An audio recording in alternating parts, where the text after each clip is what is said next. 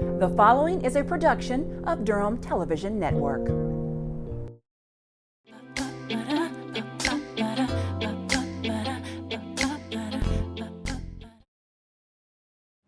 Welcome to City Life. I'm Beverly Thompson. One of the most important issues currently facing law enforcement is how to use new technology to benefit not just the police, but the people they serve as well. Body-worn cameras and their use has become a hot topic in many cities, and there's been a lot of debate nationwide about how and when they should be used. Joining me to talk about why the Durham Police Department is currently considering body cameras for its officers and what's next in the process is Deputy Chief Anthony Marsh. Chief, thank you so much for joining me today. Thank you very much for having me. Chief, I know that you recently had 6 public listening forums in May to give people the opportunity to talk about and hear about body cameras. Why did you hold these forums and what did you hope to learn from them? Well, unlike some other new technologies that we might deploy on our police officers, the use of body cameras we felt like would impact the public more on a more regular basis, both directly and indirectly. So we felt like it was important to get some public input and feedback as to how they felt about it, but also too to help us inform our thinking in terms of writing the policy and the guidelines that are going to dictate the use. So will the feedback that you got play a role in what you plan to do with body cameras? Oh, or absolutely. how you plan to use them? Oh, absolutely. We think it's important, and it's consistent with our departmental philosophy within the context of community policing to engage the community at every opportunity. This provided a great opportunity for that. We've made a commitment to be as transparent as possible in the things that we do. This provided a great opportunity for that. So yes, we will be heavily considering the public input in terms of policy making. Okay. Well, what were some of the concerns or questions people had at these forums? The biggest, anecdotally, the biggest concern was, I would say, to sum it up in one word, would be accountability. They wanted to be certain that the video could not be tampered with inappropriately. There were concerns about certainly public access, who could access the video, when and how could that happen. They wanted to make many people felt like the camera should run all the time and the officer never be allowed to turn it off. Likewise, there were citizens in the opposite camp that recognized there needed to be some considerations for personal time. So the concerns were wide-ranging, but they were consistent with concerns in other communities and other departments that have deployed them from the research that we've done. So you're just going to take this feedback and just put it in the pool pretty much and kind of weigh everything that you heard? Oh, absolutely. And we took questions also in writing, so we will be responding to the questions. Yes, ma'am. What we're doing is, because we want to be consistent in our answers. We want to be consistent in our messaging. So all the questions will be collated, compiled. We're going to put together a frequently asked question sheet that's going to be widely disseminated. Those persons that attended the seminars and signed up and provided contact information, it will be sent to them directly. Wow, that's impressive. And this way, because someone may not have attended, but they certainly probably shared the same concerns, so we can respond to everyone's question in a broad manner. I know that one concern that you and I recently talked about was around the development of appropriate policies for cameras, body-worn cameras. What kind of feedback did you get on this? In terms of the community, they wanted to make sure that we had very strong policies.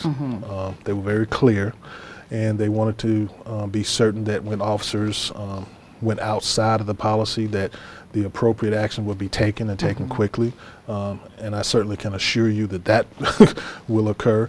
I would say that the biggest thing that came out of it was they did not want anyone to be able to tamper, delete, or alter the video. Now, we have not formulated a policy yet. It's still in development. But I can tell you right now with our in-car camera videos, officers are prohibited, and not both in policy and through technical means, from altering or tampering the video. Likewise, they will not be able to alter or tamper with the video from the body-worn cameras. I mean, that sounds kind of like a trust issue there.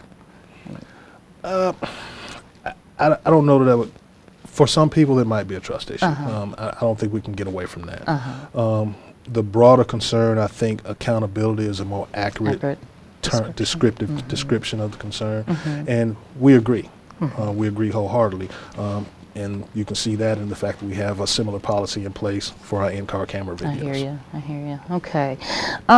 From the department's perspective, tell me why the department is considering body cameras. I mean, what are the pros and the cons from your perspective? As I've presented it both publicly and to the officers, it's just a new tool. And it's in keeping with, we like to consider ourselves a very progressive and forward-thinking police department. This is a new technology that's going to allow us to do our jobs better. As I've said before, they're very, very good they're the additional means of collecting evidence. They serve as a great opportunity for training.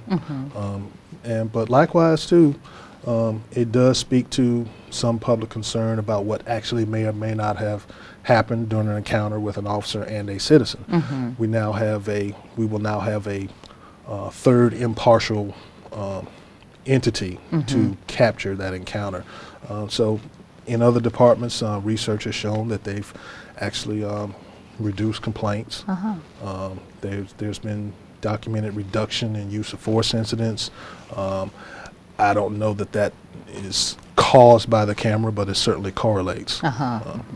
So I guess a lot of people might think, okay, if a camera is on a person, it should answer every question that anybody might have about what went on during an interaction. Is that always the case?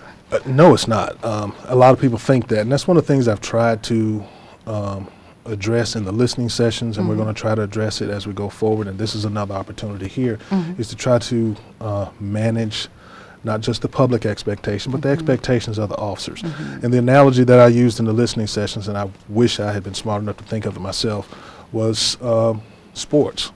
Right now, you've got several $100,000 worth of high-definition camera equipment for instant replay. They're set on gyroscopes, they're level, they're balanced, they don't shake, they're at multiple angles. They're operated by very highly paid, highly trained individuals. And even with all of that, the officials still, there come times where the officials still cannot make a clear decision. Right. So contrast that with one camera on an officer in the midst of a dynamic encounter, and we don't want it's certainly a tool to be helpful, but we don't want people to think that it's the be-all, end-all. There may be times where even with the video, all the questions may not be answered. So it's going to be a great tool. It's going to be a win-win for the department and for the public, but it's not, as I've said publicly before, it's not a magic bullet. Not foolproof, totally. Huh? Exactly. Yeah. Well, what kind of body cameras are you looking at, and what has been the officer feedback so far? At the beginning of this initiative, what I did was I went out every Saturday and Sunday morning for a month and met with each patrol squad that was working, and also met with the heat teams individually to solicit their feedback the same way we are with the public. It's been fairly neutral to positive. A lot of officers are like, fine, I don't have an issue with it. It's a help to me. Some officers that had concerns, their concerns were less about the equipment and more about why we were doing it.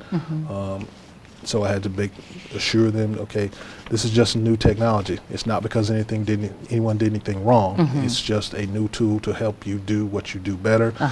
We think it's going to now provide a record of the great work that that we know our officers do every day. So the feedback for the officers has been neutral to positive. A lot of them are looking forward to it. So you'll take their feedback under consideration as well? Huh? Oh, absolutely. We actually just finished up a testing period, and what we did was we tested two models. One was a single piece model. The other was a two-piece model. It had a recorder, and the camera was attached with a cable. 4 patrol officers tested one model. 4 heat officers tested another model. The testing officers consisted of males, females, black, white, different heights, different weights, different body types.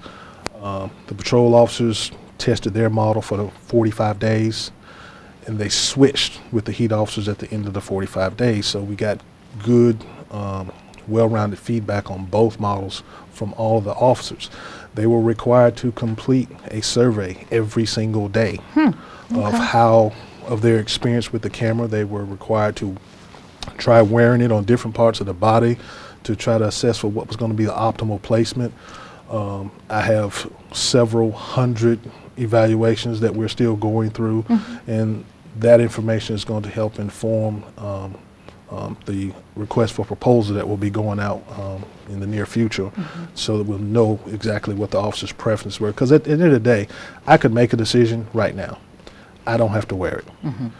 The end user that's got to use it in the field, their input is important in terms of the type of the device that we use. So we felt like it was important to try to get some testing done on that. So have you looked at other police departments as well? Or how many in North Carolina are already using body cameras? I don't have full figures. I can tell you several. We have had direct contact with Greensboro.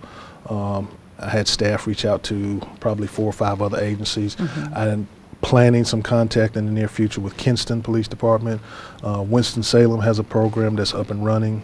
We're looking at their policies, the policies that they put in place. But really the feedback I want to get is the behind the scenes information. How well does it work? Is it cumbersome? How much overtime is being accrued from trying to upload and save and manage this video?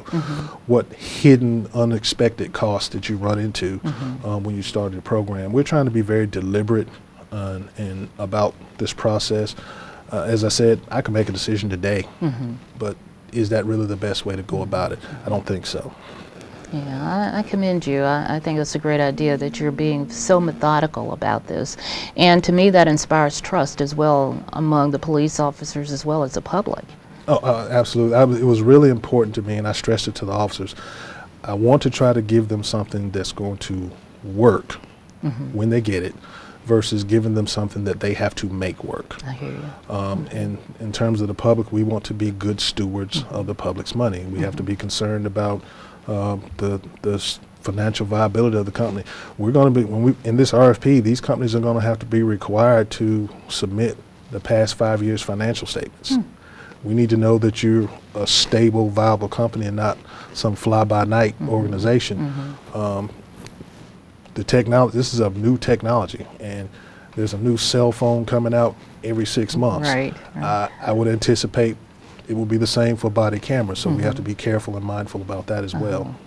So are you looking at other police departments' policies and procedures as well to see what's working and what possibly needs tweaking? I have a stack of them on my table. Oh. So in my office. So yes, we are looking at their policies. The Department of Justice has produced several publications in terms of how to start a program, a body camera program. There is some suggested language for policy development in those documents. The ACLU has some very good recommendations that we actually agree with the majority of them. That will be considered in terms of policy development. So, you know, as I said in the listening sessions, the officers have interests and concerns. The public has interests and concerns. The department has a mission, and then there are recommended best practices. So I don't know that we can write a policy to satisfy all of those interests. So it's important for everyone to know and believe and trust that what we're doing is looking for a balanced policy. We're taking a balanced approach to develop a policy that will further the broader mission, which is helping us provide a safe and secure community and helping to maintain the public trust and relationship that we've developed here in the city of Durham. Those are the overall goals, and so that's what we're kind of working towards. So if you develop a policy and you find that something's not working, can you tweak it later on? Absolutely. We do that now. We actually do policies are updated and reviewed on a fairly regular basis in the Durham Police Department, because remember, we're a gold standard accredited agency. So policy review is something we kind of do on a regular basis. So as times change and procedures change and the law changes oftentimes, oftentimes case law will dictate you make changes in your policy in terms of operational decisions. So yeah, we do policy review on a regular basis. That won't be a problem at all. Okay, so when do you expect to make a decision about the body cameras and actually have them operational? I've been very hesitant thus far to give a hard date for these reasons. We're going to get a request for a proposal out. There are, gosh, 30 different body camera vendors out there. We expect a lot of proposals to come in.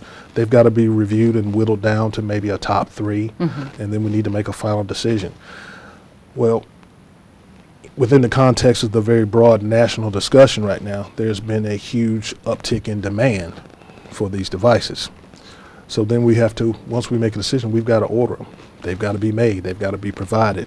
Once they get here, there has to be a training phase.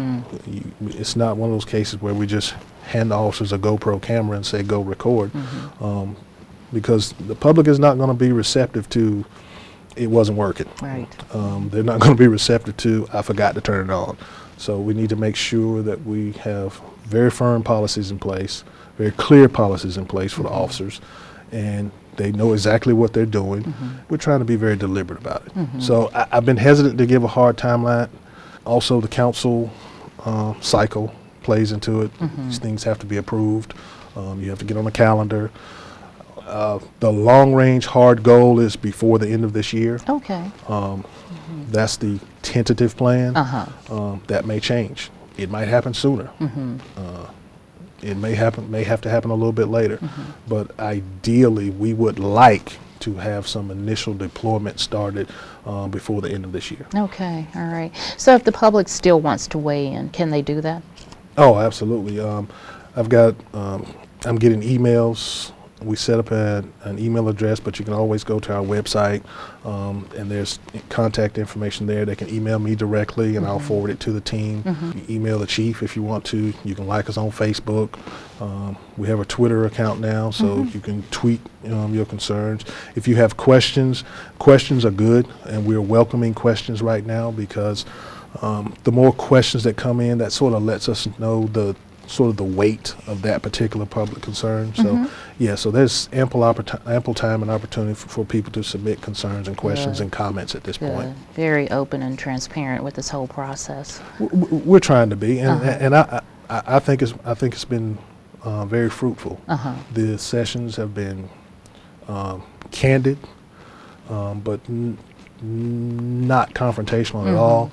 People are genuinely concerned. They're genuinely receptive to the information that's been provided to them thus far. What's the turnout been like? I forgot to ask you that. The first one was fairly large, but that was in conjunction with a PAC meeting over in District 2. We held one at Antioch Baptist Church down on Holloway Street. That was a good turnout. Russell Memorial CME Church on Austin Avenue. That was a very good turnout. We held one over in District 3 at the library on Shannon Road. Slightly smaller crowd, but it made for more intimate conversation, so that was good. I have one more to do with our public housing communities later on this month, and I'm expecting some lively conversation there. So it's been good, and it's been very comfortable, very fruitful, almost like this conversation today. Just very, very candid conversation. Sounds like you've touched on every part of the city as well, which is great. We tried. That was the goal. We wanted to, because all the sessions were open to anyone. You know, so if you lived in District 4, and as happened, I saw some people from District 4 come to the one in District 2. That was the point, so that there will be plenty of opportunity for people to weigh in, provide your opinion, provide your input.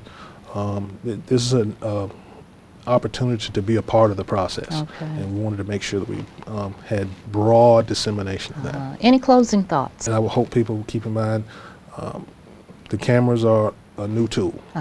It will certainly help with accountability, but that was not the goal.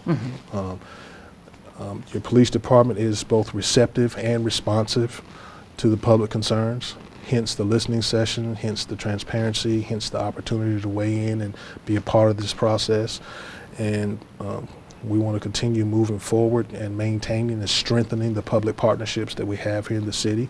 It's a part of our community policing philosophy, from the chief down to the recruit officer in the academy. Okay, all right. Deputy Chief Marsh, thank you so much for joining me to talk about this very timely and interesting subject. Thank you for having me. Thank you. Well, that does it for this edition of City Life. Don't forget to like us on Facebook, follow us on Twitter, and watch us on Durham Television Network and on YouTube. Plus, stay right where you are, because immediately after this show, you'll get a sneak peek at what's to come in the next edition of Durham Magazine and why you'll want to grab a copy for yourself.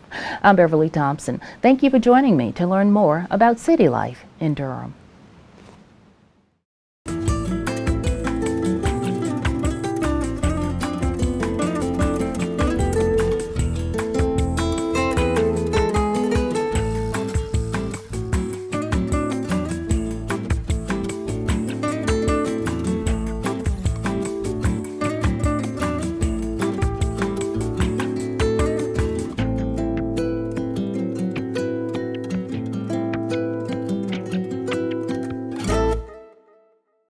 This has been a production of Durham Television Network. Hi everyone! Be sure to check out the June-July issue of Durham Magazine. Everyone loves the Durham Bulls, including us. We take you behind the scenes with a stunning photo essay by Brianna Bro. Some of our editors' latest obsessions include runaway clothing, the new Durham Co-op Market, and the Glass Jug, a growler filling station and craft beer bar. See photos from Taste 2015, Durham Magazine's wildly successful April Food Festival in Durham. Get to know Grammy-winning artist Rhiannon Giddens, an alumna of the North Carolina School of Science and Math. Our readers provide some touching Father's Day tributes. In terms of food, we have features on Burger Batch and 21C. Plus, check out our comprehensive retirement guide. You can find copies of Durham Magazine all over the city for free at grocery stores, coffee shops, boutiques, bookstores, and more. Or you can subscribe by going to durhammag.com. You can also read the issue online, cover to cover, via our website. Thank you as always for reading Durham Magazine.